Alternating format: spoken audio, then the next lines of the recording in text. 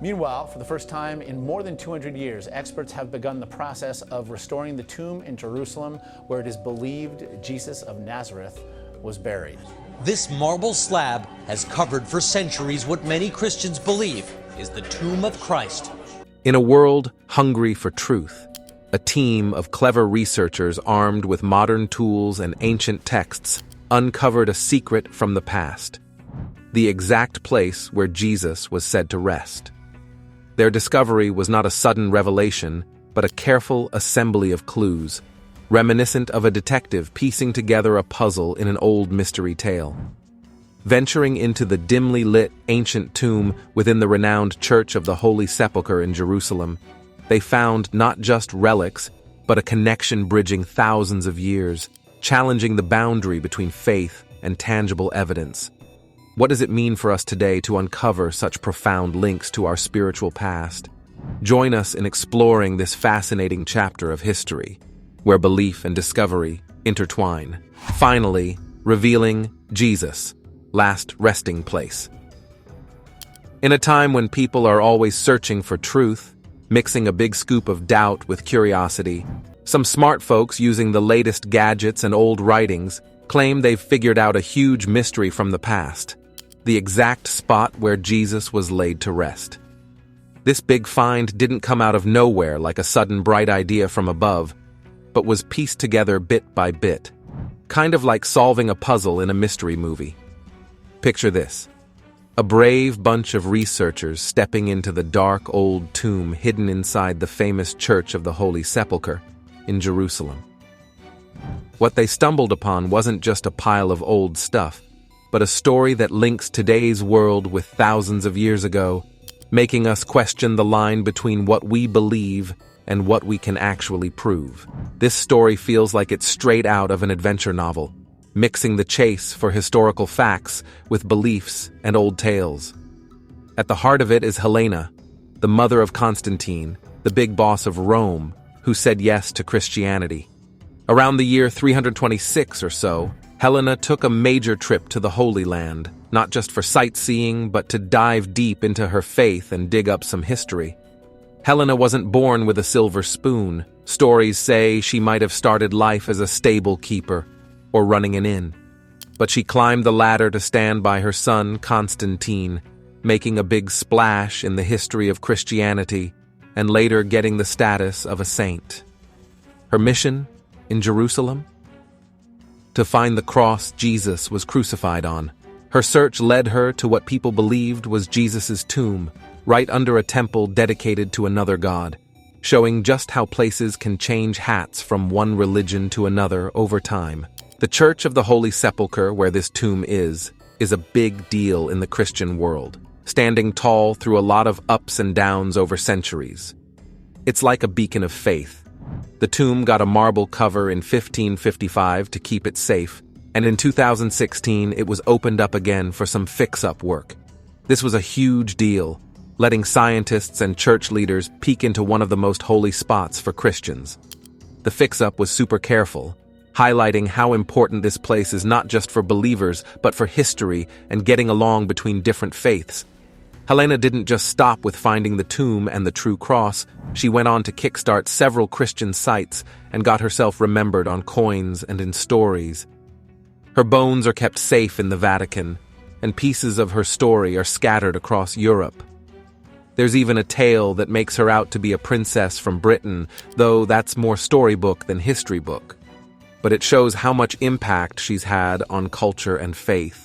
Now, the scoop on Jesus' tomb, especially finding some really old building stuff dating back to Constantine's time, throws an exciting twist into how we look at relics and sacred spots. This find under the Church of the Holy Sepulchre backs up old records from around 325 AD, when Constantine's folks were sent to find where Jesus was buried. They found a tomb under a temple for Venus, and Constantine swapped it for the Church of the Holy Sepulchre. When they opened the tomb in 2016 to fix it up, they saw the stone bed where Jesus was said to have been laid. This was a big moment, the first look in hundreds of years. They grabbed some samples of the building stuff used between the stone walls and a marble slab with a cross on it. which might have been put there a long time ago, even before a big wrecking of the church in 1009. Testing this stuff showed it was from around 345 AD, right when Constantine was in charge. This gives a thumbs up to the story that Constantine built the church right over Jesus' resting spot. People who like to think critically might wonder why we're suddenly hearing about the discovery of Jesus' tomb. In today's world, where science often bumps heads with belief, finding a place that's said to be Jesus' final resting spot comes off like a surprising answer to a question nobody was asking out loud. Was this really about adding a new chapter to history, or was it more about giving people today a solid piece of their spiritual history to hold on to? When you dive into how the first Christians and Jewish people buried their dead, you see a deep respect that went beyond their religious differences. The way early Christians buried their dead wasn't just following in the footsteps of Jewish traditions. It was also about adding their own symbols and meanings to the mix.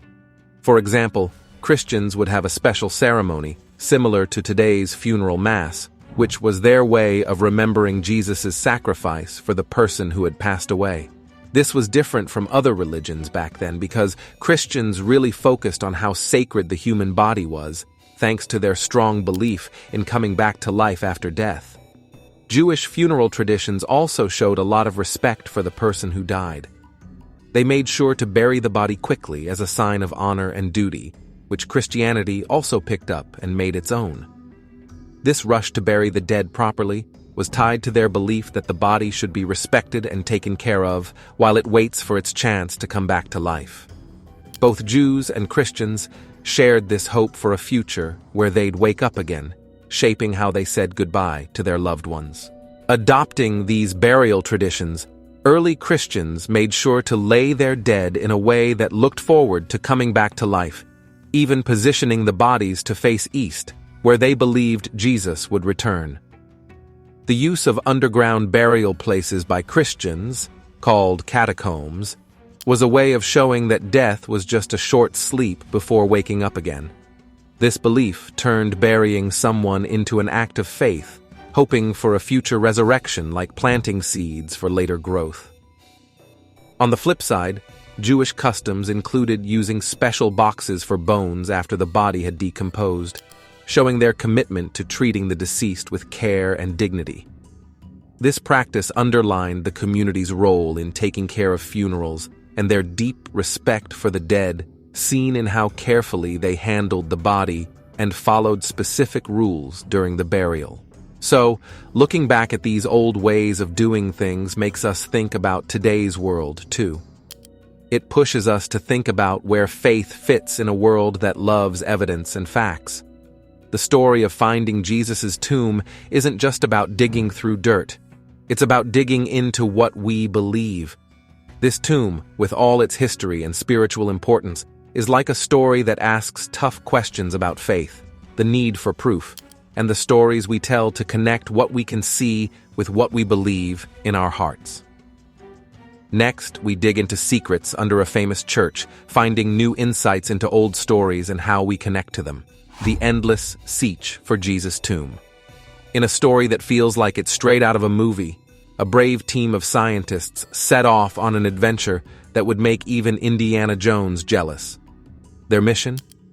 To explore what many believe to be the final resting place of Jesus.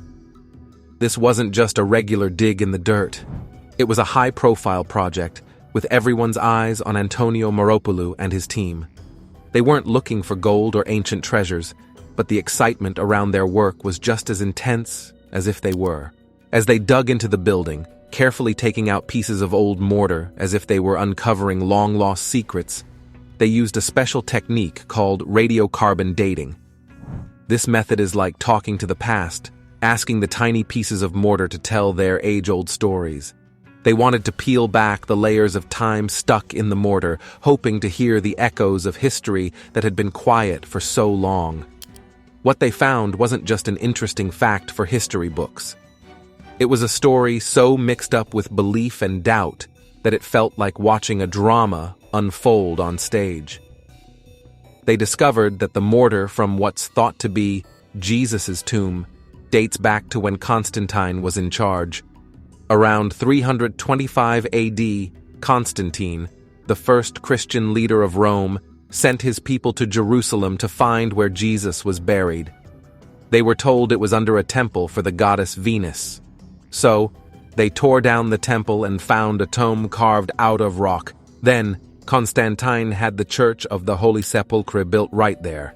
This finding links us back to a crucial time in both religious and world history. By dating the mortar to around 345 AD, using a method called optically stimulated luminescence, OSL, the scientists could confirm stories from a long time ago about the tomb and Constantine's big role in the history of Christianity. The Church of the Holy Sepulchre itself is a symbol of how strong faith can be, and how important sacred places are, no matter what happens. Even though it's been attacked, burned, shaken by earthquakes, and even completely destroyed in 2009, it's always been rebuilt. Each time it's rebuilt, it's like a new chapter in a long story of pilgrimage and renewal. The work done in 2016 to open up the tomb for the first time in many years shows how much we still want to learn and preserve this place that means so much to so many people.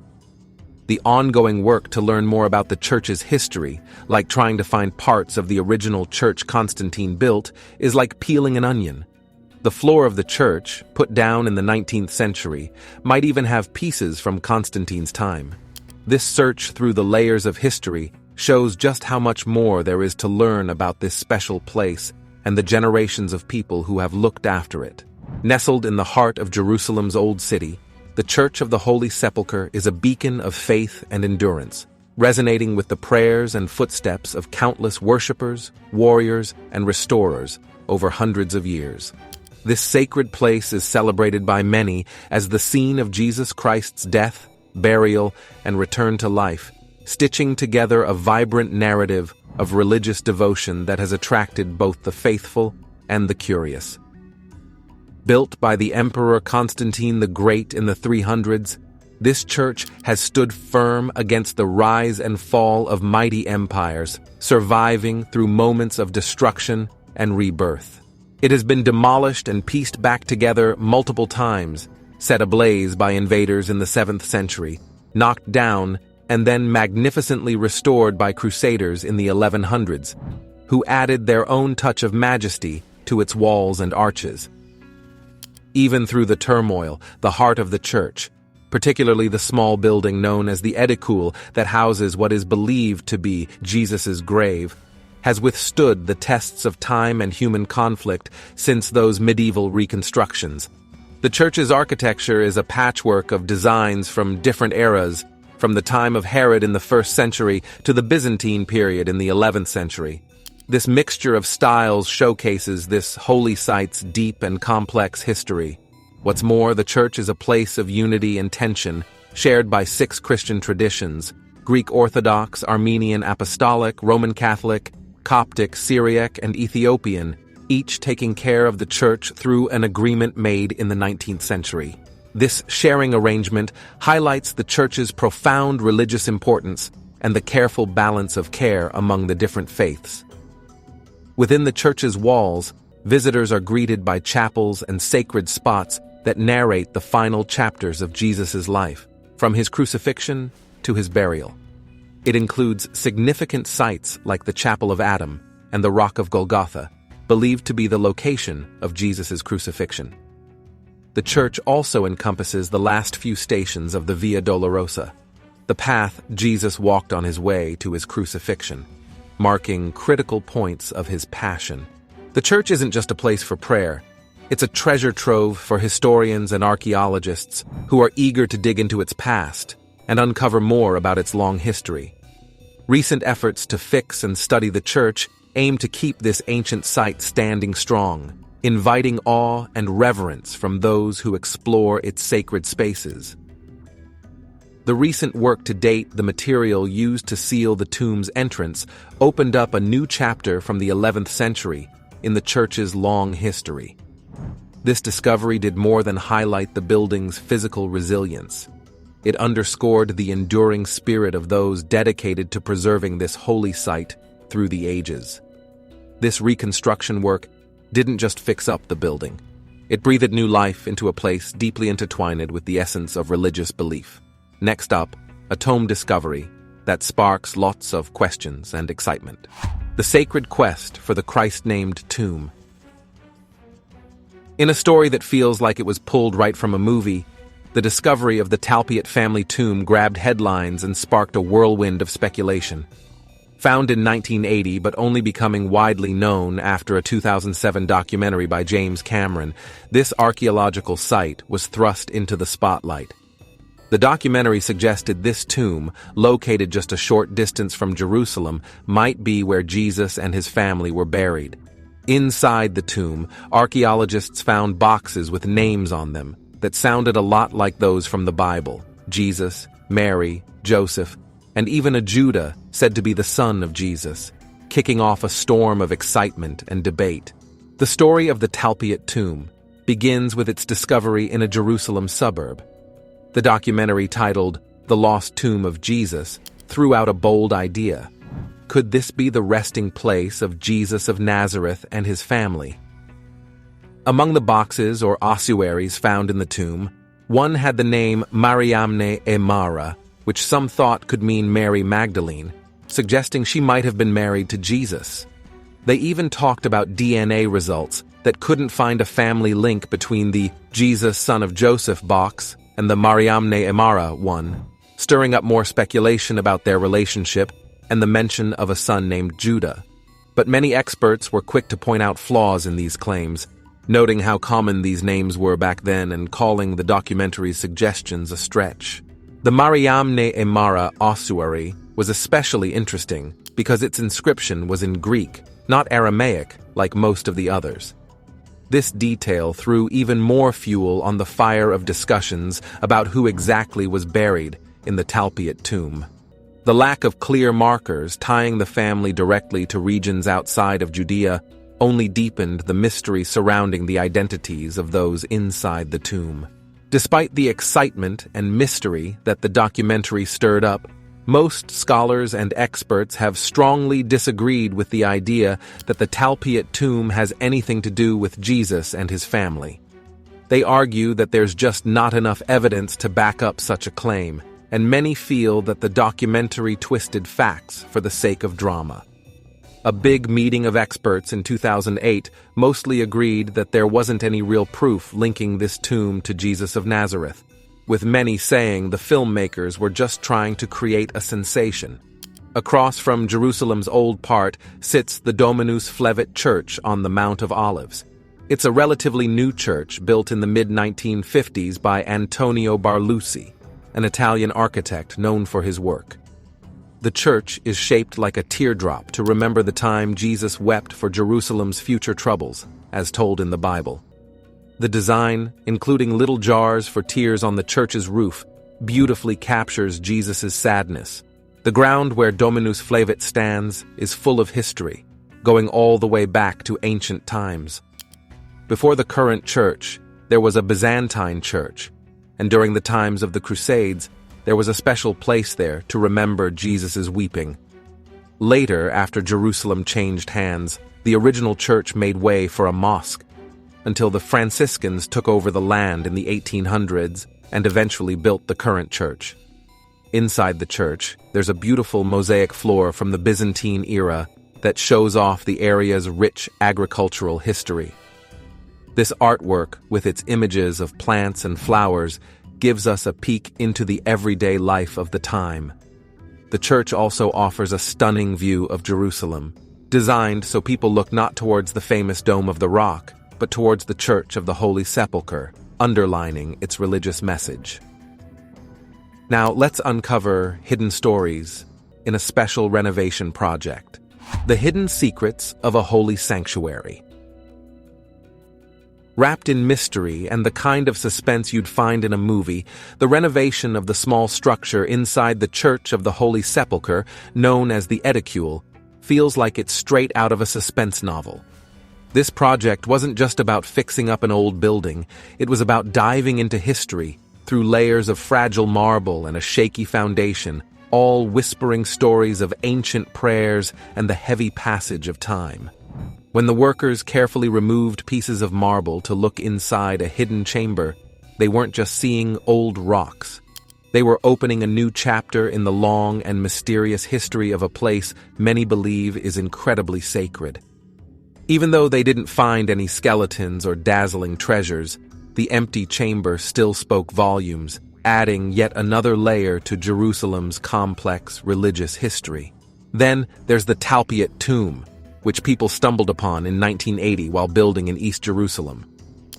This find set off a whirlwind of discussions because the names on the boxes inside sounded a lot like figures from the Bible, such as Jesus, son of Joseph, Mary, and others. This connection sparked a lot of talks, especially after a documentary in 2007 suggested this might actually be Jesus' family tomb. Despite the intriguing names, many experts point out that these names were pretty common back then, which means linking the tomb directly to biblical stories is a bit of a stretch. The 2007 documentary, The Lost Tomb of Jesus, threw out a bold claim. Could the Talpiot tomb really be where Jesus and his family were laid to rest? The documentary even talked about DNA findings and statistical analyses to back up its point.